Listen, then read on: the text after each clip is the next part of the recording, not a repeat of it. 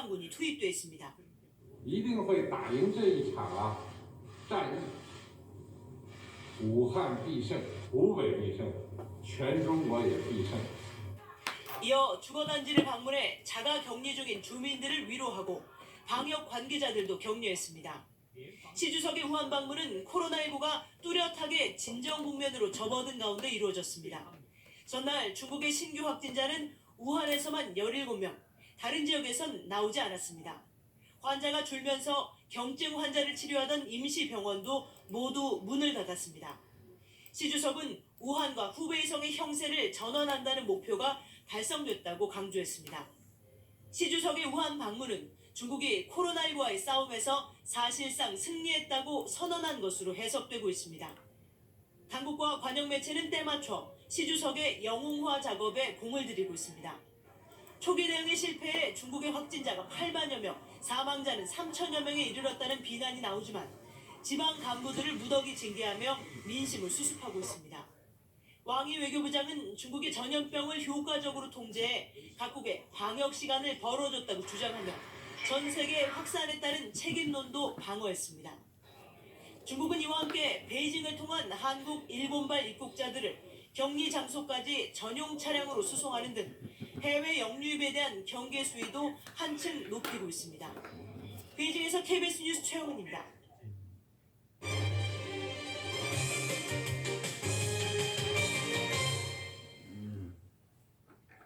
시청자 여러분 안녕하십니까? 뉴스광장 부산에서 전해드립니다. 오늘 부산 대체로 맑겠습니다. 아침 최저 기온은 어제보다 6도가량 낮은 3도까지 내려간 데다 바람까지 불어 체감 기온은 더 떨어지겠습니다.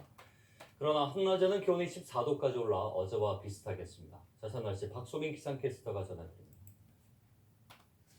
오늘 아침에는 춥겠습니다. 어제 비가 그치고 난 뒤 북서쪽에서 찬 공기가 내려왔는데요. 현재 기온 3.6도로 어제 같은 시각보다 6도가량 낮고요. 바람이 약간 강하게 불며 체감온도 0도까지 떨어졌습니다. 위성 영상입니다. 오늘 중국 상해 부근에 있는 고기압의 영향으로 종일 하늘 맑겠습니다. 아침 기온 살펴보겠습니다. 울산 3.4도, 부산 3.6도로 출발하고 있고요. 낮 기온은 울산 12도, 양산과 부산 14도가 예상됩니다. 낮과 밤에 일교차가 커서 건강관리 잘 하셔야겠습니다. 남해동부 먼바다는 오전까지 바람이 강하게 불겠습니다. 현재 동해남부 먼바다에는 풍랑주의보가 발효 중인 가운데 물결은 최고 4m까지 높게 일겠습니다. 내일까지 바닷물이 높은 기간이고요. 너울성 파도 역시 주의하셔야겠습니다. 당분간 고기압의 영향권에서 대체로 맑겠습니다. 날씨였습니다. 부산은 사흘 연속 코로나19 추가 확진자가 발생하지 않은 가운데 오늘 새벽 0시를 기준으로 집단 폐쇄 조치가 내려진 병원들이 잇따라 격리 해제됐습니다. 부산시는 건물 전체를 폐쇄한 아시아드 요양병원과 건물 일부를 격리한 나눔과 행복병원의 격리 기간이 끝나 오늘부터 정상 진료 체제에 들어간다고 밝혔습니다. 부산적 확진자는 모두 89명이며 이 중 20명이 완치돼 퇴원했습니다. 또 지금까지 3,100여 명이 격리에서 해제가 됐고 현재 300여 명이 자가격리 중입니다. 오는 4.15 총선에 부산에서는 역대 가장 많은 여성 후보가 본선 경쟁을 펼치게 됐습니다.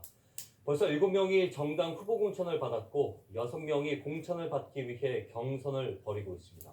강자 기자입니다. 더불어민주당은 부산에서 3명의 여성 후보를 공천했습니다. 먼저 이낙연 전 국무총리 비서실장을 역임한 배재정 예비후보가 지난 20대에 이어 사상구에서 장제원 의원과 격돌합니다.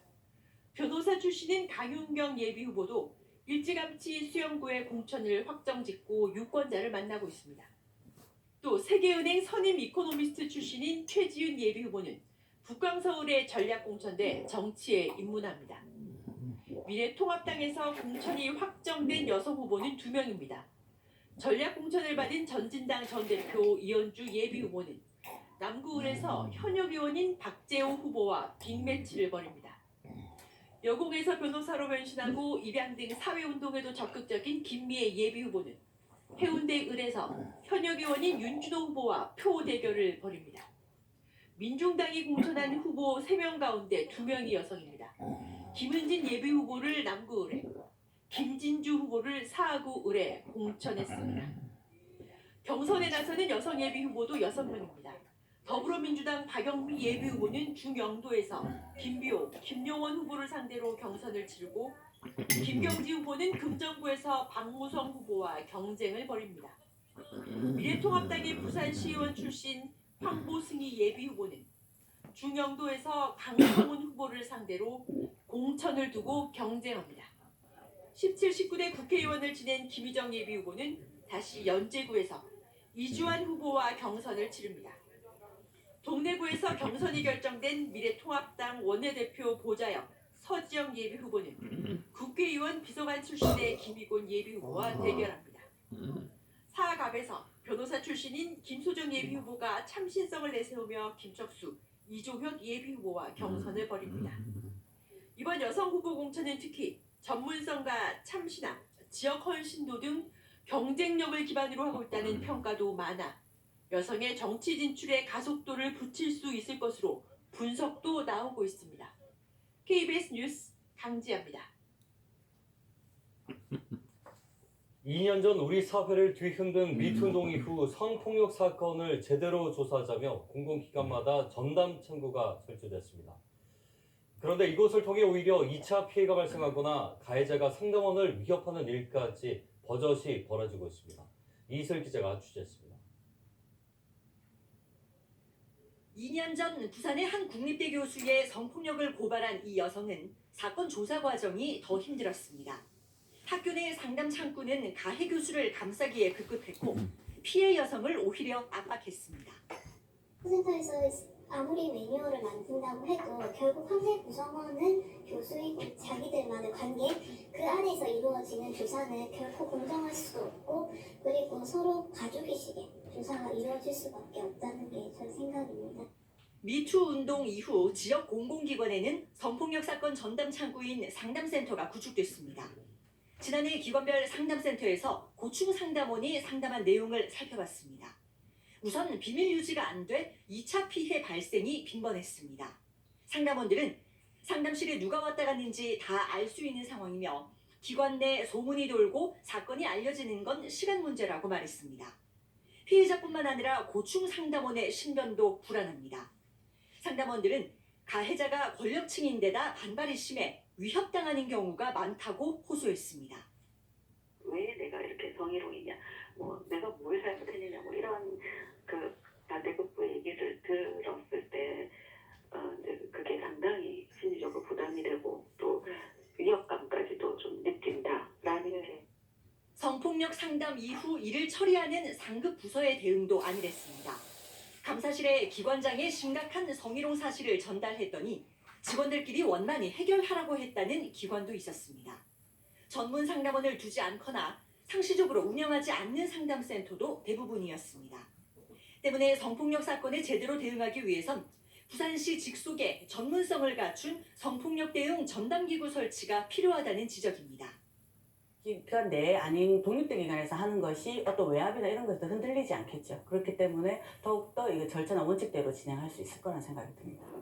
미투 운동 이후 조직 내의 성폭력 사건에 대한 사회적 감수성은 달라졌지만 대응과 처리 수준은 여전히 제자리입니다. KBS 뉴스 이이슬입니다. 예, 이번 소식은 경제포커스입니다. 4월 총선을 앞두고 지역 중소기업계가 정치권에 기업 현장의 요구사항을 전달했습니다. 또 르노 삼성차 노조는 코로나19 사태에 따라 단체 활동을 중단하기로 했습니다. 한 주간의 경제 소식 김지원 기자가 정리했습니다. 중소기업 중앙회 부산-울산 지역본부가 더불어민주당 부산시당에 정책 과제를 전달했습니다. 현장의 목소리와 함께 전문가 의견을 바탕으로 미래 성장 동력 확보와 상생과 공정경제 확립 등 9대 분야 정책 과제 261개입니다.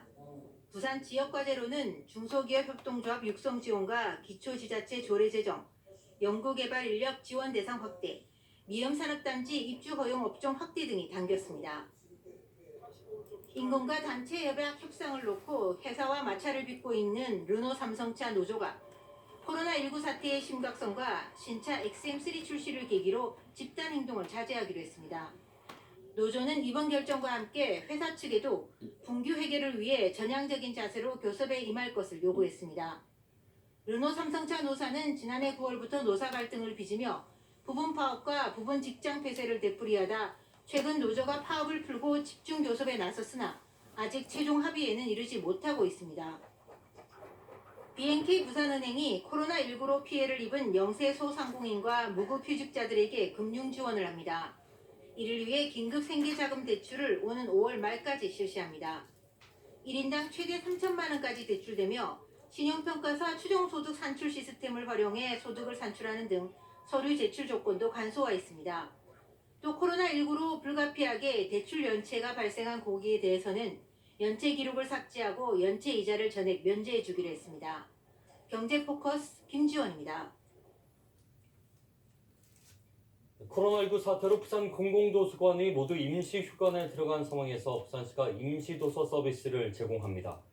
남구청과 연산역, 해운대구청 별관 등에는 스마트 도서관이 설치돼 24시간 무인으로 도서 대출을 할 수 있으며 북구와 기장군, 연제구 등에서는 지역 서점에서 새 책을 대여할 수 있습니다.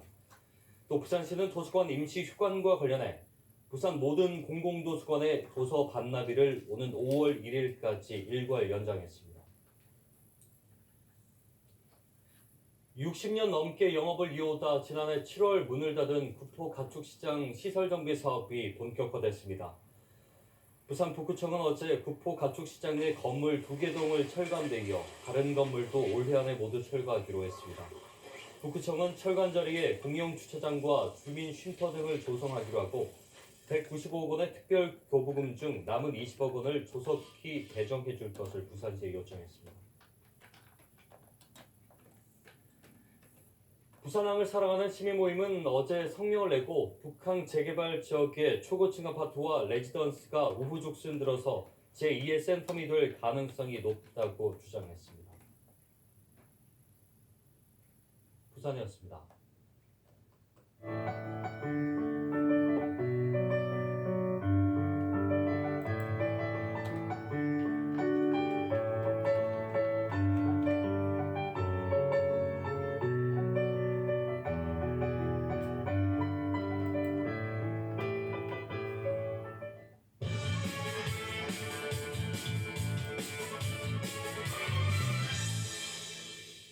차 세워두는 데는 주차료, 그리고 비행기 세워두는 데는 주기료라는 걸 냅니다. 여객기로는 작은 편인 보잉 737도 한 달 세워두면 1,000만 원 돈이라네요. 평소엔 문제 없죠. 날아다니느라 세워둘 일 적을 테니까요. 그런데 요즘 이렇게 주기장이 빼곡합니다. 코로나19 때문입니다. 보유 여객기 약 3분의 2가 서 있는 회사도 있답니다. 코로나19로 인한 타격, 이처럼 우리 경제 전반에 가시화되고 있습니다. 더욱 문제는 글로벌 경제 상황입니다. 이번 코로나19로 중국을 중심으로 한 부품과 생산품의 세계 공급망이 망가졌습니다. 여기에 출입국 금지 등으로 가지 않고 사지 않으니 세계 경제 수요도 흔들리고 있습니다. 공급과 수요 모두에 충격을 주는 이른바 복합위기 조짐이라는 겁니다. 실제로 세계 부품 공급망이 망가지니 생산용 기름 수요가 당장 줄어서 엊그제 유가 폭락했고요. 곧바로 검은 월요일로 불리는 세계 증시 폭락으로 이어졌습니다. 게다가 IMF 등 주요 국제기관들이 중국 경제 전망을 잇따라 하향 조정하면서 세계 공급망 충격은 장기화될 수 있다는 우려도 적지 않습니다. 특히 유럽과 미국에까지 코로나19가 확산될 경우 글로벌 경제 복합 위기가 본격화될 수 있다는 겁니다. 만약 이 위기가 온다면 과거 외환위기나 금융위기와는 강도가 다를 것이라는 예측이 많습니다. 수요 공급 측면의 문제 모두를 해결해야 하기 때문이죠. 전통적 경제정책을 넘는 처방이 필요할 거고 미리 준비해야 한다는 겁니다. 영화 기생충속 대사죠. 너는 계획이 다 있구나. 정부도 이런 말 들으려면 위기에 제대로 대비해야 합니다. 마스크 문제로 요즘 동분서주 중인 정부에게 그래서 물어봅니다. 혹시 모를 글로벌 위기, 계획이 다 있는 건가요? 뉴스 예슬이었습니다. 오늘 아침 반짝 추위가 찾아왔습니다. 오늘 서울의 아침 기온 0도로 어제보다 6도가량 낮게 출발했는데요. 한낮에는 8도까지 오르면서 어제와 기온이 비슷해지겠습니다. 어제 내린 비 덕분에 공기는 깨끗합니다. 오늘 전국 미세먼지 농도 보통에서 좋음 수준 예상됩니다. 현재 전국에는 맑은 하늘이 드러나 있습니다. 가시거리도 좋은 편인데요. 오늘 고기압의 영향권에서 종일 맑은 하늘이 함께하겠습니다. 잠시라도 하늘 구경하시면서 기분 전환하셔도 좋겠습니다. 오늘 해안 지역과 강원 산간 지역에는 바람이 강하게 불겠습니다. 현재 기온은 서울이 0도, 대구 2.9도, 광주 3.2도 가리키고 있는데요. 체감 온도는 이보다 3도가량 낮습니다. 한낮에는 서울이 8도, 청주 9도, 대전과 광주가 10도, 부산은 13도까지 오르겠습니다. 바다의 물결은 모든 해상에서 최고 3에서 4m까지 물결이 거세게 일겠습니다. 남해안과 제주해안, 또 서해안에서는 만조시 침수 피해 없도록 각별히 유의하셔야겠습니다. 또 동해안에서는 너울성 파도를 주의하셔야겠습니다. 내일도 대체로 맑은 날씨가 이어지다가 내일 밤부터 모레 새벽까지는 중부지방에 약하게 비가 이어질 것으로 보입니다. 또 금요일과 토요일, 또 일요일까지는 대체로 맑은 날씨가 이어지겠고요. 토요일에는 서울의 아침 기온이 영하 2도까지 떨어지면서 또 반짝 추위가 찾아올 것으로 보입니다. 요즘 기온 변화가 급격한 탓에 건강관리 잘해주시기 바랍니다. 날씨 전해드렸습니다. 네, 코로나19 통합 뉴스룸 뉴스 광장 순서 여기서 마칩니다. 시청해주신 여러분 고맙습니다.